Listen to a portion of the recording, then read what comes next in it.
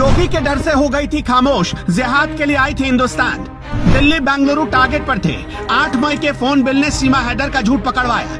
भारतीय टीवी पर बैठकर फूफी कोडवर्ड से पाकिस्तानी आकाओं को पहुंचाती थी मैसेज। गेटअप बदलने की मिली थी 1 साल तक ट्रेनिंग। 70,000 रुपए में खरीदा था फोन।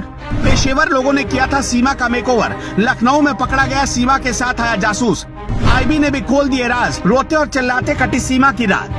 नेपाल में फर्जी नाम से रुके थे सीमा और सचिन। काठमांडू के होटल न्यू विनायक के कमरा नंबर 204 का सच अब सामने आ चुका है, क्योंकि इसी कमरे में रुके थे सीमा और सचिन। होटल मैनेजर ने दोनों को पहचान लिया है। उसने खुलासा किया कि एक होटल के कमरे में ही दोनों की शादी हुई थी। ये दोनों किसी मंदिर में नहीं गए थे, बल्कि होटल के बंद कमरे में दोनों ने शादी कर ली। होटल के रजिस्टर में इन्होंने अपना नाम कुछ अलग लिखवाया था। दोनों के हिंदू नाम थे। सीमा का असली प्लान भी अब एटीएस के समझ में आ चुका है। यकीन मानिए, अगर यूपी में योगी आदित्यनाथ की सरकार नहीं होती तो सीमा हैदर बहुत बड़ा कांड कर चुकी होती। किसी तीसरे शख्स की मदद से पूरी तैयारी के साथ सीमा को भारतीय सीमा में दाखिल करवाया गया। सीमा ने बाकायदा पूरी तैयारी के साथ अपना ड्रेसअप इस तरीके से बनाया कि वो ग्रामीण भारतीय महिला लगे, ना कि बाहर देश की महिला। नेपाल भारत की सीमा की सुरक्षा एसएसबी के जवान करते हैं। सीमा पर हाई रेजोल्यूशन कैमरे लगाए गए, जहां से किसी का भी बच पाना या भागना नामुमकिन है। लेकिन वहां के सारे वीडियो फुटेज खंगाल लिए गए, पर सीमा सचिन नहीं मिले। ऐसी आशंका है कि गरड़िया का वेश धरकर सीमा और सचिन दोनों बॉर्डर को पार कर गए। बच्चों को भी इसी हिसाब से गेटअप दिया गया, जिससे किसी को शक नहीं हो, और सीमा सचिन भारत में दाखिल हो गए। सीमा हैदर के मामले में सबसे हैरान कर देने वाला खुलासा तो लखनऊ से हुआ, जहां सीमा का एक बड़ा राजदार पकड़ा गया। सीमा हैदर को गेटअप बदलने के लिए प्रोफेशनल ट्रेनिंग मिली।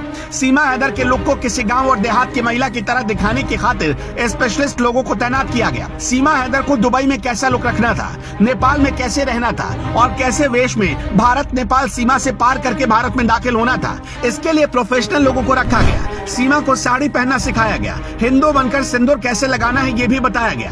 मीडिया सोर्स दावा कर रहे हैं कि सीमा को हर मौके पर कैसे गेटअप बदलना है, इसके लिए बाकायदा 1 साल तक ट्रेनिंग मिली। सीमा को दुबई कब पहुंचना है, दुबई से नेपाल कब जाना है, ये भी पहले से तय था। भारत आने से पहले सीमा ने 70,000 पाकिस्तानी रुपए में एक मोबाइल खरीदी थी। जरा सोच कर देखिए, गरीब महिला के पास ये फोन कहां से आए। यूपी एटीएस के अधिकारी ने सीमा हैदर से ये भी पूछा कि क्या तुम कोई कोडवर्ड का इस्तेमाल करती थी। पूछताछ में एटीएस ने सीमा हैदर से जब पूछा कि क्या उसने कभी फूफी या फल जैसे कोडवर्ड का इस्तेमाल किया था। आपको बताते चले कि पाकिस्तानी खुफिया एजेंसी आईएसआई के कामकाज की कोड लैंग्वेज में फूफी उस शख्स को कहा जाता है जो अपने देश की जानकारी आईएसआई तक भेजने का काम करता है।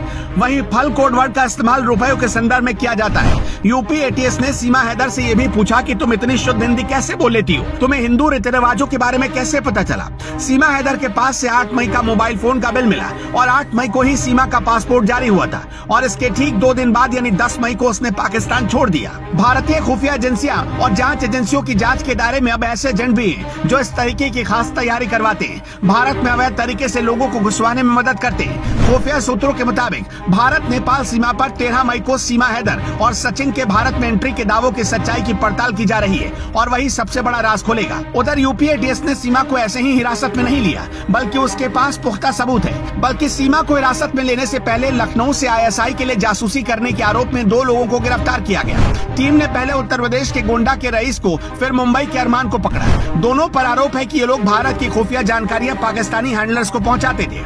कहा जा रहा है कि उनसे भी पूछताछ में कुछ अहम सुराग मिले। एक जानकारी और सामने आ रही है कि सीमा हैदर 10 मार्च को नहीं, बल्कि मई के महीने में नेपाल पहुंची थी।